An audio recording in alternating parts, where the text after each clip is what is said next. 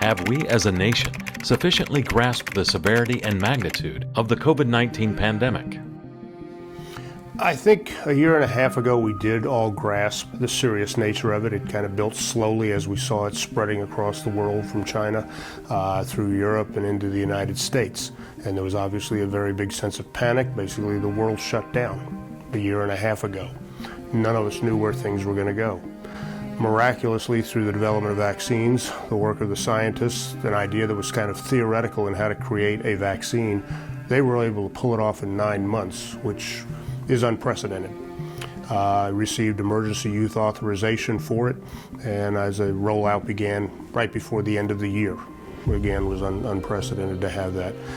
I think in terms of grasping the severity of this, I think as with human nature, as time has rolled on, that has dropped off immensely. There was the initial surge of people wanting to get vaccines. You needed an appointment. People couldn't get in there fast enough. Age brackets were put in to deal particularly with the elderly first on down. Now we have authorization for 12-year-olds and up, and now we can't seem to give it away. And so just as I thought about it, like 9/11, how quickly we forget. Does that concern you as a physician? Oh, greatly, because with the initial surge of the vaccinations in most states, the best states, 2 of them in New England, Vermont, I believe, Maine, hit about only 50% of eligible population were vaccinated. That goes all the way down in the states that we serve, 50% in Virginia, or close to it, down to 37%, 36% here in West Virginia. And so, yes, we have simple math. If you're in a room with 10 people, 6 of them have not been vaccinated. What are the potential consequences of that? The potential consequences, obviously, the people who have not been vaccinated. What we're starting to see roll out now are the new cases are primarily always in unvaccinated people that are coming about. And with the new variants that have been found, the virus replicates, virus modifies itself. Fortunately, these vaccines have efficacy against the variants. But if you don't have the vaccine, you don't have protection. Are the current COVID-19 vaccines safe and effective? Yes, is a simple answer. They show a 95% efficacy in reduction of serious disease. As I've told a number of individuals to date with Pfizer, Moderna, there have been no deaths as a result of the vaccination. There's been over 600,000 deaths as a result of the virus. And to be clear, serious illness is when you're on a ventilator in the intensive care unit. A lot of people do get some more mild diseases, symptoms with it, but we're talking about the serious end of life. Because once you have wound up on a ventilator in the ICU, there are treatments that have come along, but I don't think you want to take that risk of getting to that point, that you're betting on the other new antiviral treatments that have come along that can help. But it's better to be preventive on the front end.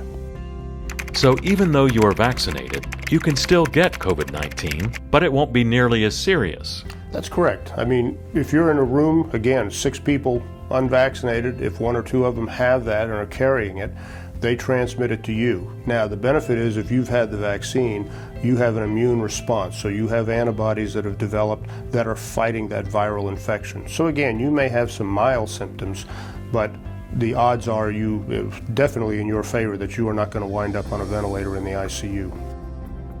Are we in danger of having to institute serious restrictions and shutdowns again?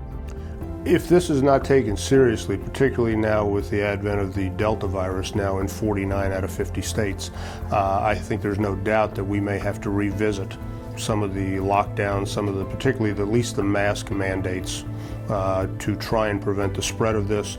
But again, if we can ramp up the vaccinations, everybody talks about herd immunity. Herd immunity is a virus-specific number. It's not one number that you can say if X gets vaccinated, everybody's safe. And so only after we continue to vaccinate people and get it up in the 70%, 80% range of all people and start to see these numbers drop, they can then calculate and say, okay, this is what herd immunity looks like for COVID, and we're not there yet. Is there a particular segment of the population that is at highest risk if we fail to get enough people vaccinated? Clearly it's all of those children under the age of 12 who right now they're doing all of the studies, looking at seeing how low, at what age we can start delivering this. But this is, there's a false sense of security that this is a benign disease in children. It is not.